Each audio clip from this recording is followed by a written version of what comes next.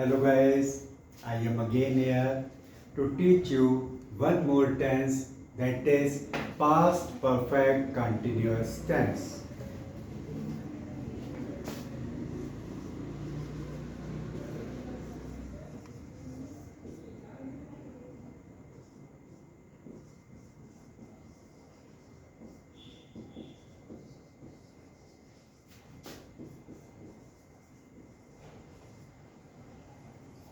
हर बार की तरह हम इसके भी आइडेंटिकल वर्ड्स नोट डाउन करेंगे, जिससे कि हम पहचान पाए कि ये सेंटेंस किस टेंस को बिलोंग करता है. ओके, यहां पर आइडेंटिकल वर्ड्स में आता है रहा था, रही थी,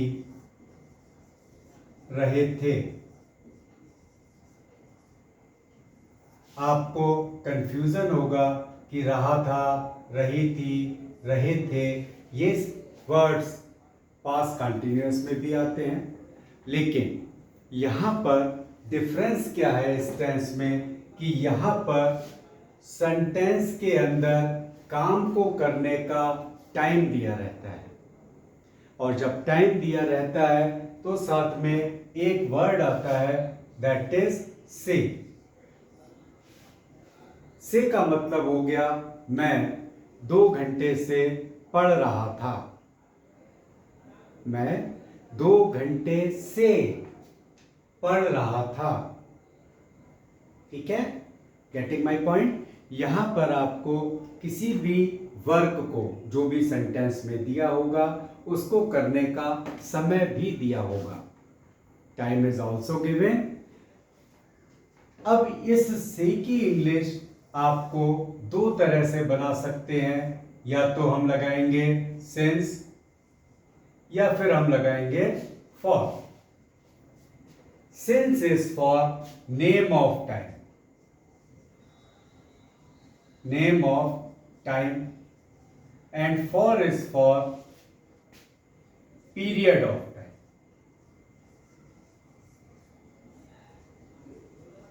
अब ये नेम ऑफ टाइम क्या होता है एंड पीरियड ऑफ टाइम क्या होता है. ठीक है, हमारे पास एक क्वेश्चन राइज करेगा हमारे दिमाग में कि सर ने ये बता दिया कि सिंस या फॉर का यूज करेंगे, नेम ऑफ टाइम क्या होता है और पीरियड ऑफ टाइम क्या होता है, इसको हम किस प्रकार से डिफरेंशिएट करें. Okay, so name of time means Monday. What is Monday? Monday is name of time. 12 p.m. What is 12 p.m.? 12 p.m. is name of time. 1929. What is 1929? This is the name of the year. This is the name of the day. This is the name of the time. Now, for period of time, if we go Monday. Monday means for 3 days. अगर हम 3 days कहें तो हमें नहीं पता कौन से 3 दिन. वो 3 दिन मंडे, ट्यूसडे, वेडनेसडे भी हो सकते हैं. वो 3 दिन थर्सडे, फ्राइडे, सैटरडे भी हो सकते हैं. We are not confirm. तो जहां पर हम कन्फर्म नहीं होते, that is indefinite time, and for indefinite time we use for. इसी तरह से फॉर 3 hours, यहां पर भी 3 hours, हमें नहीं पता कौन से 3 घंटे. 8 बजे से 11 बजे तक 3 घंटे, या शाम को 6 से 9 बजे तक 3 घंटे. तो ये आपका पीरियड ऑफ टाइम होता है. साथ ही साथ 7 years, हमें नहीं पता कौन से 7 साल. ठीक है, हमें एग्जैक्ट नहीं पता, लेकिन यहां पर सिंस 1929 हमें पता है कि 1929 से ये वर्क हो रहा था. बच्चा 12 PM से पढ़ रहा था. मंडे से बच्चा स्कूल नहीं जा रहा था.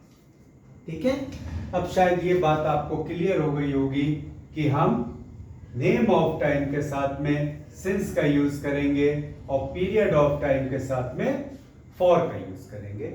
और ये सिंस और फॉर हिंदी वर्ड से की ट्रांसलेशन है। ठीक है, अगर केवल रहा था रही थी होगा then sentence goes to past continuous tense. लेकिन साथ ही साथ अगर उस काम को करने का टाइम भी दिया होगा तब हम उसको कंसिडर करेंगे कि वो सेंटेंस पास्ट परफेक्ट कंटिन्यूअस है ना। क्लियर हो गया होगा। For affirmative sentence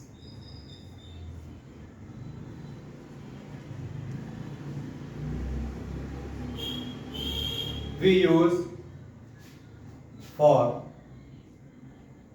he, she, it, name, singular number, and I, we, you, they, any plural number.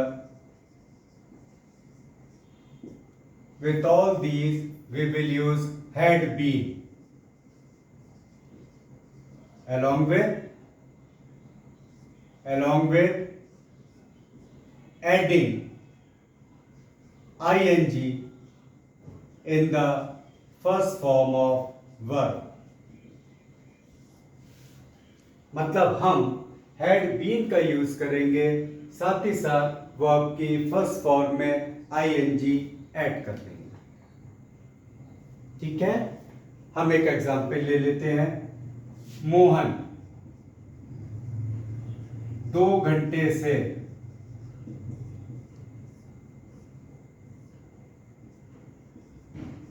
पढ़ रहा था।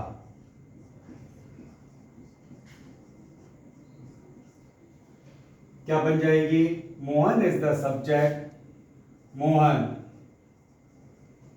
किसी का नाम, नाम के साथ में भी हैड बीन आएगा, सभी के साथ हैड बीन ही आएगा।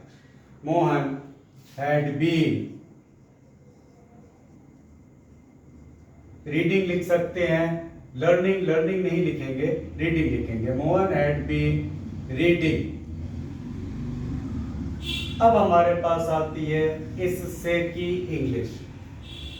यहां पर से जो है this is period of time, 2 घंटे। हमें नहीं पता कौन से 2 घंटे। So here we will use for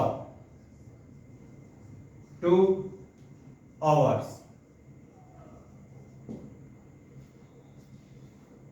Correct? Now for negative sentence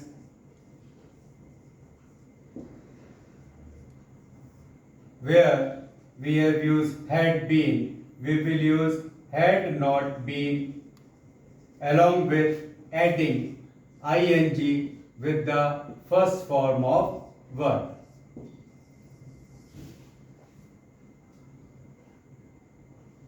negative sentence क्या बनेगा? मोहन 2 घंटे से नहीं पढ़ रहा था।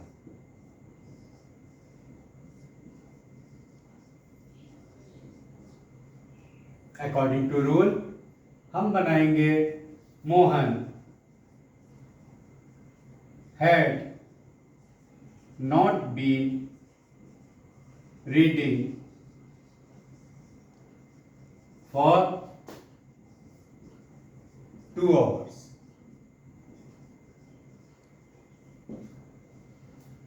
So this is the negative sentence। For interrogative sentence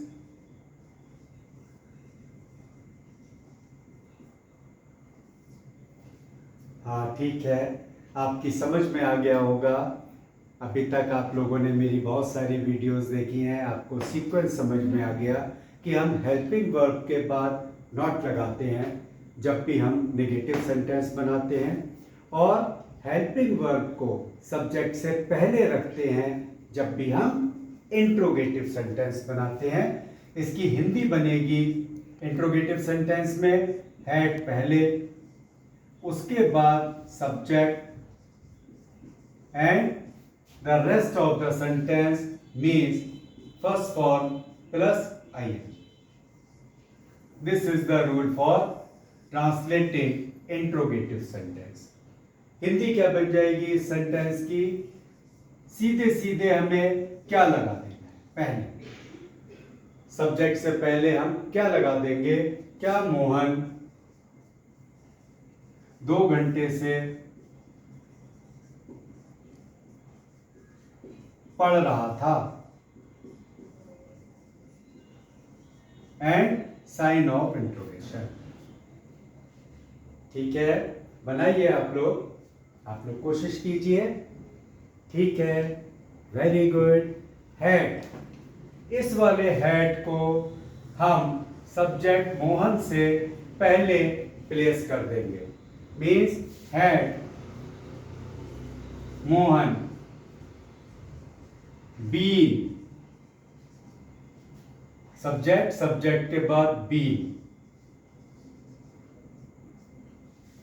Had Mohan been reading for 2 hours and sign of interrogation. इस तरह से बहुत ही इसी तरह से हमने पास्ट परफेक्ट कंटिन्यूअस टेंस के रूल्स समझे, उनको ट्रांसलेट कैसे करते हैं ये समझा. साथ ही हमने ये समझा अफर्मेटिव सेंटेंस किस प्रकार से बनाएंगे, नेगेटिव सेंटेंस किस प्रकार से बनाएंगे, इंट्रोगेटिव सेंटेंस किस प्रकार से बनाएंगे. हमेशा की तरह मैं थोड़ा सा साइड हो जाता हूँ. आप इस वीडियो को पॉज कीजिए, इसका स्नैपशॉट खींचिए और इस रूल को अपनी कॉपी पर राइट डाउन कर लीजिए. जब आप इस रूल को राइट डाउन कर लेंगे अपनी रूल्स की कॉपी में, तब आपको कभी भी आवश्यकता होगी आप इन रूल्स को कॉपी में से ही समझ पाओगे.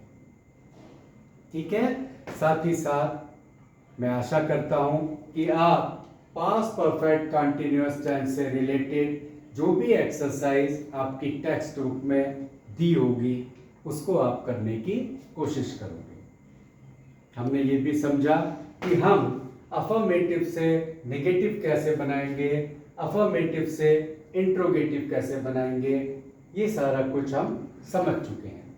यानी कि we have understood the interchange of sentences along with how to translate affirmative, negative and interrogative sentences in past perfect continuous tense, along with the identical words रहा था, रही थी, रहे थे with the time given in the sentence. Okay, goodbye for now. We will meet again.